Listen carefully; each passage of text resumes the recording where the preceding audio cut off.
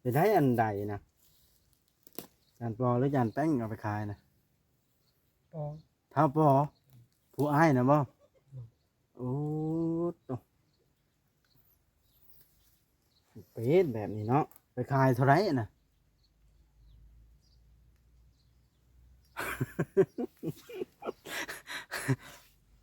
ว่าอยากหัวเลยน้อยเฮ็ดได้สิกุ้มการเฮ็ดแบบนี้ นี่จะว่าบาทนี้แหละให้ตั้งใจเนาะ โอ้โหบ่ได้พี่น้อยของตัวเองก็เอาไปขายหั่นนะ เดี๋ยวมันตายแล้วบ่จะขายหรือว่าจังได๋ ไปขายแต่ดนแล้วบ่ไม่ว่ามันใดบ่ขึ้นบ่จังขายหรือบ่ใดขึ้นอยู่ คันใดบ่ขึ้นก็ขายบ่ได้แล้วเนาะ อันเอามาติดตั้งใช่ไหมนี่กระดูดจ้าขึ้นคือเก่าเนาะน้ำนะ โอ้ มันบ่ได้เพเด้ มีผู้ใหญ่ใจดีเบิ่งเห็นเนาะ โอ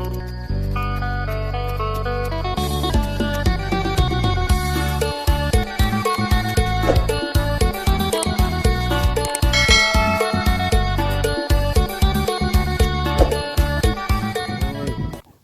บรรยากาศก็ครึ้มพลพี่น้องเลยจักจังไดละตอนนี้เฮาก็กำลังเตรียมสร้างอยู่พี่น้องเลยสิเอามาแปลงโซล่าร์เซลล์ก็สร้างผู้เป็นก็นอนหน้าว่าฉันไปหาเมื่อเช้านี่ออกเลยมาหาเบาลันซะก่อนพี่น้องเลย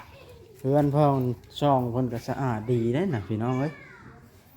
โอ้ทางบ่าวปอเพิ่นผู้นี้พี่น้องเอ้ยใช้เบาลันนะอยู่บ่น้อนี่ถ้วยไข่ใช้เบาลันนะโอ้หาเบิ่งกันอยู่โอ้โธ่สำบายดีโดยเอากินข้าวอีกแล้วสบายดีเด้อทางน่ะโอ้พากันใช้ชุดแล้วเนาะเพื่อนช่องสะอาดคักแท้นี่หมายความว่าเบิ่งพอลิเจ้าเคยเห็นบ่ น้องๆเพิ่น อันเด้เพื่อนช่องสะอาดแท้นี่มันมีเตียงนอนเนาะ เตียงขึ้นไถเตียงกันหมอคือสิค่ะ พุลนาอ๋อบ้านช่องหม้อแห้งแต่กระโปะโอ้ทอดไข่กินอีกหรือบ่เดี๋ยวนี้กินตอนเที่ยงเนาะหรือตอนแรง ตอนเที่ยงได้นี่มันเที่ยงได้นี่ บ่ายสามเที่ยงในสิได้อ๋อตัวโอ้แกงยังอันนี้ทอดไข่น้ำมันที่เหลือทอดนะบ่น้ำมันเหลือทอดไข่บ่นี่นะ ใช่ ไผเป็นผู้ทอดนะฮะไผเป็นผู้ทอดนะบอกเลยไหมข้าวแป้งหรือข้าวรัน มาแป้งบ่ครับไอ้ลัน เห็นว่าจะเจ้าใส่ลายโพดมันโมเมนทอดกล้วยน้ำปลาก็มีเบิ้งเอาก่อนไปสิรีวิวเบิ้งเครื่องของเพิ่นคือดูกวาดแท้อันนี้อันนี้พี่น้องพลอยน้องเพิ่นก็ได้นี่ละพลอยเก่าที่เพิ่นแบบมีพลอยอยู่ดวงนึงเพิ่นว่าเฉพาะเฮือนจังอันนั้นนี่ยังถือว่าเพิ่นขยันนะนี่เอาเป็นมืออื่นพุ่นละพี่น้องไอ้สิซื้อมาพลอยก็ได้บ่แม่นซื้อดอกสิเอามาพี่น้องเอ้ยให้เพิ่นแบ่งกันสาดก็ได้ผู้ละพื้นเครื่องนุ่งของถือบานประต่างประตูเนาะโอ้ทอดไข่กินอิ่มแล้วเนาะน้ำในบุดมีไส้บ่เนี่ยพายผ้าก็มีแล้วเนาะ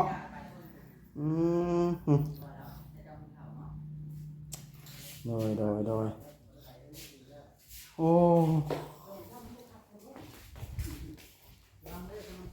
ฮะเบาแป้งเพิ่นว่าหยัง ย่านไปถามเพิ่นว่าบ่ไปแล้วบ่เฮือนเอ้ยตี อ๋อ ย่านแล้วเพิ่นว่าเพราะว่ามีข้าวกินแล้วอันนี้เด้ ผิวก็ขาวดีได้เพิ่นอาบน้ำแล้วบ่คืนนี่ยัง ไปนั่งใกล้กันนะ ไปนั่งเคียงโอ้ไผเอาออกเคียงนี่จากไหนนี่โอ้เพิ่นเอาออกจากในแล้วเพราะเอาไว้ก็มันเกะกะมันหกเนาะ ได้ไผจ้ะน่ะ ช่างเพิ่นก็มีแล้วบ่ แม่นบ่ได้เจ้าบ่ ได้มันไปใช้ฮะ เจ้า ฮะ มันตายบ่เอ้านะว่ามันตาย มันตายได้ไปทางไหนไปได้อยู่นะ มีคนเอาไปขายบ่ มีคนเอาไปขายป่ะ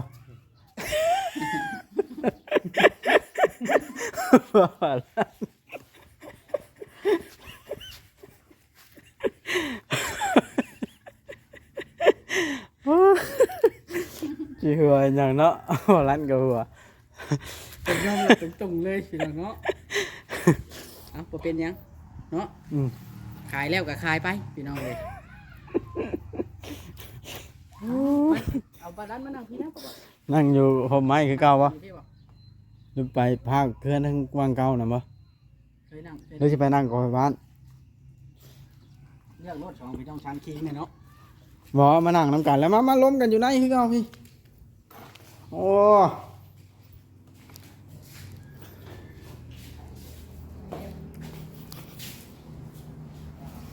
โอ้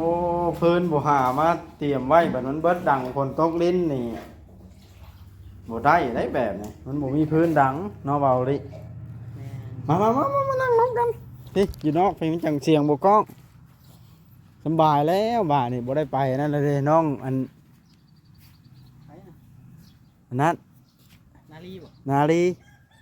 น้องนาลีบ่ได้มาเอาไข่นำเทเจ้าบ่โอ้เพิ่นมากับปั่นเพิ่นน่ะเด้อ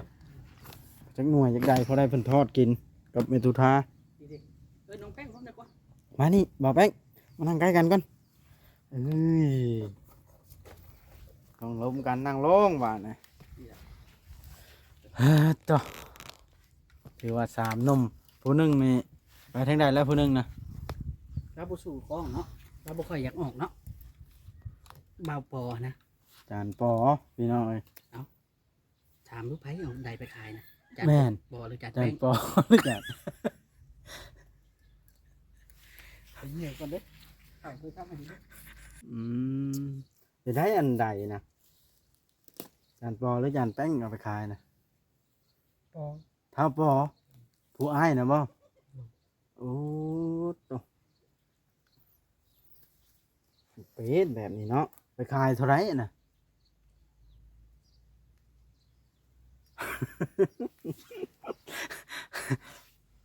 ว่าจะกลัวได้พี่น้องเฮ็ดได้สิกุ้มการเฮ็ดแบบนี้ นี่แต่ว่าบาทนี้แหละให้ตั้งใจเนาะ โอ้โหบ่ได้พี่น้องเอ้ยของตัวเองก็เอาไปขายหั่นนะ เดี๋ยวมันตายแล้วบ่จะขายหรือว่าจังได ไปขายแต่ดนแล้วบ่แม่ว่ามันใดบ่ขึ้นบ่จังขายหรือบ่ใด ขึ้น ขึ้นอยู่ คันใดบ่ขึ้นก็ขายบ่ได้แล้วเนาะ อันเอามาติดตั้งใช่ไหมนี่กระดูดจ้าขึ้นคือเก่าเนาะน้ำนะ โอ้ มันบ่ได้เพเด้ แต่มีผู้ใหญ่ใจดีเบิ่งเห็นเนาะ โอ้ยเบาเลยเดี๋ยวเอาไปติดตั้งอยู่หัวน้ำบอลที่ว่าขาดผู้ดูแลเนาะ แม่นเดี๋ยวนี้ก็แค่แน่แล้วเด้นี่น้องแป้งเราก็รู้สึกว่าเราก็ชดใช้ขึ้นเรามีไข่กินก็บ่ได้ไปกินเฮือนอื้อตี คันแต่เก่าบ่มีข้าวกินถ้าเจ้าไปพุ่นบ่ เป็นพ่อถ้าพอจังบ่สู้หน้าคนแม่นเอาอะไรไปขาย มีเหตุผลนะนี่ อ้าวคนต้องมีเหตุและผลได้เพิ่นขายเพิ่นบ่มีเงินบ่เพิ่นจะขายบ่มีเงินบ่เป็นหยังเนาะคนเฮามันจะมีเชื่อ เราขายไปเฮ็ดหยังเอ้าถามไปเลย ก็ หมูจัก เจ้าบ่ได้หายบ่ซั่นน่ะ บ่ บ่หายแล้วแหละเฮ็ดแนวมันบ่ได้เรื่องเนาะ บ่ให้นะ หายบ่แม่นว่าให้หายนะให้บอกเอาแล้วเขาสิเอาในใส่ใดน้ำก็ว่าแบบนี้แหละเจ้าบ่เป็นอ้ายนะอืมแต่ว่าเจ้าก็บ่กล้าเว้าเนาะอ๋อเท่าอันแป้งได้บ่ได้ร่วมมือกันบ่โอ้เจ้าบ่ฮู้ซ้ำเนาะว่าสิมาดูดน้ำเราเห็นตัดไปแล้วนี่ละพี่น้องอ่ะพุดแล้วก็ชอบบันทมพุ่นน่ะเนาะโอ้ย หรือว่าครบเครื่องในคนเดียว เฉพาะเพื่อนจะบ่อยากฝ่ายอยากเว่าน้ำมูกอะไรน่ะเนาะ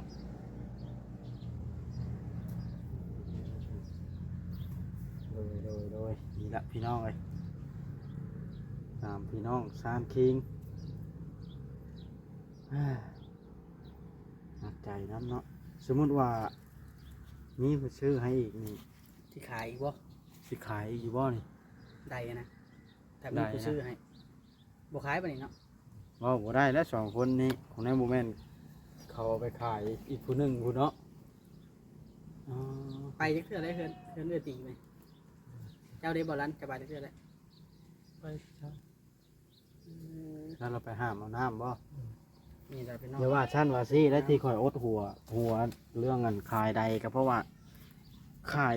เฮ็ดหยังหนนะคอยละอดหัวบ่ได้ของมีอยู่แล้วเอาไปขายแล้วเราก็บ่ได้บอกว่าเอาเงินไปเฮ็ดหยัง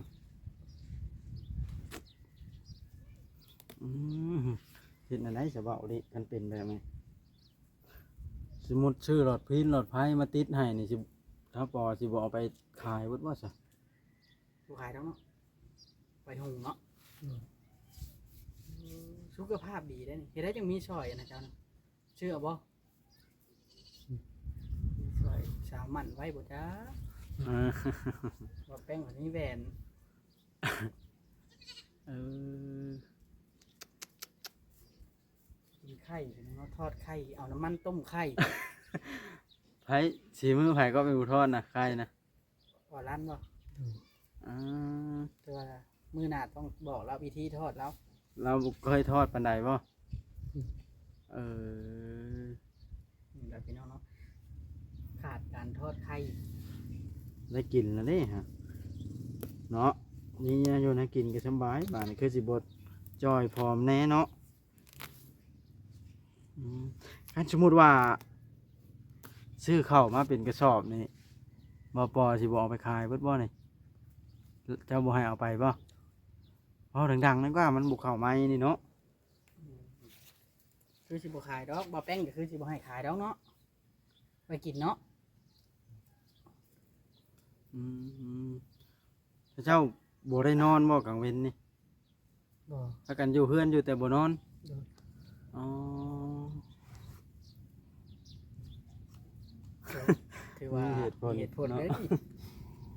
คือว่าบ่มีแนวเฮ็ดนะว่าง่ายๆถ้าแต่ บ่เฮ็ดหยังเนาะ ดำนาเป็นบ่โอ้แต่เจ้าอยู่บ้านดอนนะแม่เจ้าก็ดำนาบ่ บ่ได้บ่ดำอ๋อ ฉันเป็นทางบ่ดำอีก บ่ได้เฮ็ดนาบ่ บ่ได้ แม่เจ้ามีสวนยางหลายบ่อยู่พุ บ่มี บ่มีซ้ำอ๋อ ไปรับจ้างบ่คือไปอยู่ซื่อ มีชื่อ อยู่พุ่นก็ไปอยู่ซื่อๆ จักหัวหยังเว้าดิ หัวแล้วอยู่ซื่อๆคือหม่องเลยน้องชาวดินน้องบ่ดินผู้หญิงบ่อันนี้เพื่อนนี่เป็นเพื่อนของไผเพื่อนของน้องชาวบ่รันบ่แล้วเพิ่นไปใช้ไสเดี๋ยวนี้ ไทย เพิ่นหนี มีไทย โอ้ เจ้าเว้าดังๆเนาะบอกร้านเลยเพื่อให้มันเสียงเข้ากล้องเนาะ เพิ่นอยู่ไทยเพิ่นไปจะโดนหรอบ่ โดย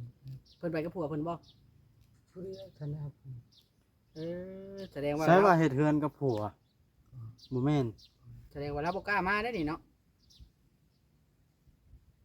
มาเลยเรายังบ่ได้ผัวเด้แต่เราได้ผัวแล้ว เดี๋ยวนี้ถามอีกแน่นอนหนึงไปไทยเทาอันก่อนะอยู่ในคือบ่เห็น จักเข้าไปใส่ ได้ไปเพิ่นได้ตีเพิ่นแล้วเนาะ ข่อยมาผัดปุดออกเห็นอยู่ผมเข้ามานะอีนั่งกินข้าวอยู่เนาะเพิ่นมักกินผู้เดียวไปนั่นบ่กินข้าวนะบ่ได้นั่งกินน้ำกันบ่ ทางกินมือถือ นั่งเทื่อนั่งกินอยู่ มีแต่บอกแล้วแน่ว่าถ้าข่อยบ่ได้มาอันแนวอื่นมาอยากช่วยเหลือเนาะ นี่รถมาเห็นเฮาและปุ๊บแล้วเนาะ ต้องก็ได้ มันแนวแบบนะอ๋อ แต่ข่อยนี่แหล้วอุกเนาะ นี่คอยนี่แหล้วอุกันเห็ดแบบนะอืมชีวิตที่ขาดความอบอุ่นเนาะ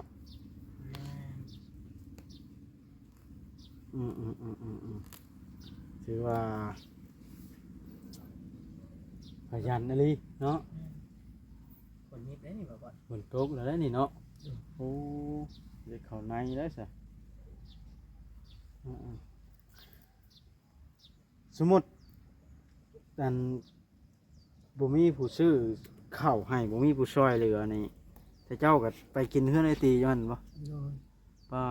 ตะ เวทีต้องชื่อให้แบบนี้เนาะ โดยต้องฝากความหวังไว้นำผู้รักผู้ใหญ่ที่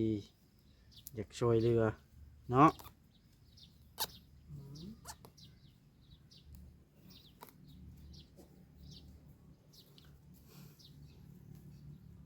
เคยบ่เบาลันที่ไปซอกหางานที่ว่าเขาจ้างในบ้านนี่ เคย แต่ว่าบ่มีเนาะ โดย โอ้มันเลยเฮ็ดให้ชีวิตลำบากอ่าผมยาวขนาดเท่าอันบอกก็ได้เนาะแล้วแป้งเนาะโอ้แม่นแม่นแม่น มุ่งกับบ่มีบ่นี่ มีด่างเดียวเนาะ โดย แต่ว่าบ่ทันกลางคือว่า ยัง เป็นหยังคือบ่กลาง ทันตการ อ่ามันใหม่โพดบ่ โดย ใหม่แล้วบ่กลางเบาเลยที่นอนใหม่นี่เอาบ่ที่นอนใหม่แล้วบ่ย่านฮ้อนบ่คันสมมุติมีผู้อยากซื้อให้ผู้ใหญ่อยากซื้อให้เอาบ่ เอา อ๋อบ่แป้งเด้อ๋อหมอนผู้ละหน่วยแบบนี้ผ้าห่มผู้ละพื้นที่นอนผู้ละอัน ที่นอนมันก็ดังละ500-600 บาทนี่แหล้วเนาะ3 ทาน3 พื้นเนาะผ้ากับผู้ละพื้นหมอนกับผู้ละหน่วยนี่ละพี่น้องเลยสิ่งที่ขาดเขินก็เห็นแล้วที่อยู่ที่นอนเนาะแล้วก็เตียงพร้อมเนาะนอนบ่เตียง นอน เตียงแบบท่านหมอได้ โดย เอา3 หน้ากุละนะเนาะหน้าละ400,000ตัวน่ะเนาะ อืม ต้องจัดการให้เบิดนะพี่น้องเพราะว่าน้องๆเพิ่นนั่นเด้ ขาดเขิน ขาด เนาะ เกิน อ้าวเสียงยังอยู่ในนะไก่อืมโดยแต่ว่าถ้าเจ้าอยู่แบบนี้ก็ถือว่าเป็นการดีอยู่เด้อนี่ดีบ่อนใดดีบ่อนที่ว่าบ่เคยไปขี่ลักมักจุกเนาะถ้าเจ้าเคยบ่ไปหาลักไก่มาต้มฮะเคยบ่ คือ เคยฮะไปลักอย่างนั้นน่ะมันหิวบ่ โดย อ๋อ เดี๋ยวค่อยเข้าไปจ่ายเงินเท่าไหร่นะ เราจะไปลักนี่เพิ่นสิจับนะย้อนอดหิวแล้วเนาะคือไปไผเป็นผู้ไปลัก เจ้าบ่คือทับบ่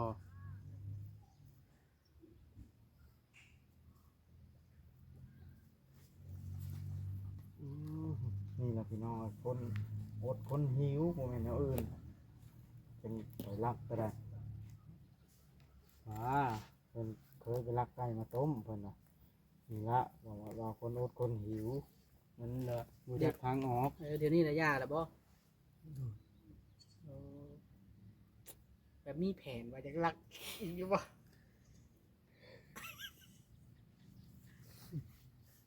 แบบผมมีแผนจะรักอีกบ่บ่แหละเนาะโอ้ถือว่าคิดได้เลยเด้พี่น้องน้องๆ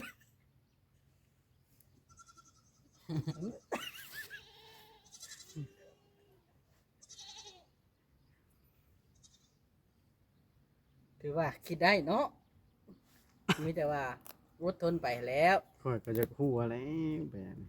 จะกลัวบ่อนที่ว่ามันแบบบ่มีผู้บอกผู้เว้าบ่พ่อแม่ก็บ่ได้เคยโทรมาหาจักเทื่อเนาะ โดย ที่ข้ามานี่โทรมาจักเทื่อแล้วยังเนาะอืมพี่น้องเอ้ย น่าสงสารเนาะอาจจะเคยรักไก่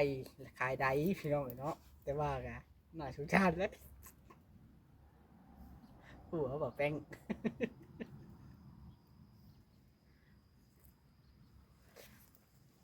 โชว์จริงๆพี่น้องถือว่าถ้าเจ้านี่แบบนอนดึกบ่เป็นคืน เด็ก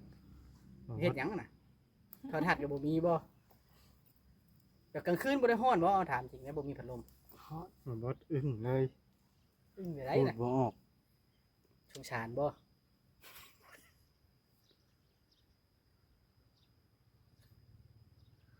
จังเป็นหยังบ่บอสเนาะสงสารน้องเพิ่นบ่ มันบ่แม่นว่านั้นมันเป็นอะไรคือเฮ็ดแบบนั้นนะได้นี่ขายแต่พ่อแม่อยู่มันบ่หรือหากะขาย กายที่สิบได้ ขายแต่หึงอ๋อ แบบว่าบ่ยอมกินหน้าน้ำกันเนาะปดไปขาย เฮ็ดไปเนาะ แบบว่า นี่คือการดิ้นรนเอาตัวรอดพี่น้องเนาะโดยความบ่มีบ่บอสแต่ว่าก็ซุมื้อนี่ก็เปลี่ยนแปลงแล้วเนาะบ่เป็นหยังมีแต่ว่าเริ่มต้นใหม่บัดนี้เนาะบ่บอส ดีเนาะถ้ามีคนแบบว่าให้โอกาสก็ยอมเปลี่ยนแปลงเนาะ โดย แบบว่าบ่ไปขี้ลักมักตกบ่ไปหาของเอาผู้อื่นมากินเนาะที่ลักนี่ก็ย้อนว่า บ่มีบ่ หิวเนาะ หิวบ่ โดย คือว่าน้องๆเพิ่นนี่ชุงจักควมได้เลยอืมเอาบ่บอสถึงเติบแล้วได้นี่ มักใจเนาะ แม่นไปเอาสิขอตัวก็เด้อ คือกันแล้วไปก็ได้ มีแต่ว่าเป็นกำลังใจให้น้องๆเพิ่นเด้อพี่น้องเราจังเข้ามายามน้องเพิ่นใหม่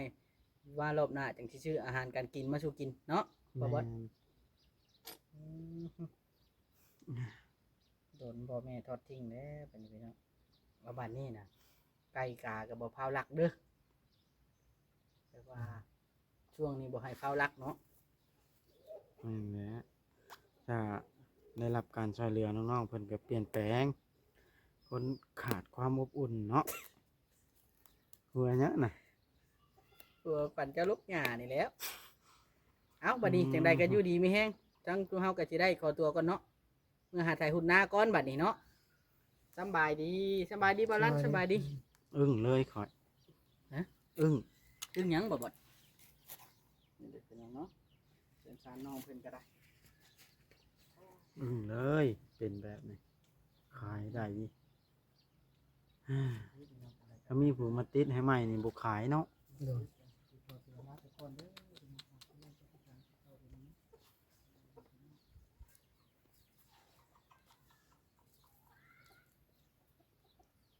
มีใจจริงๆเป็นแบบนี้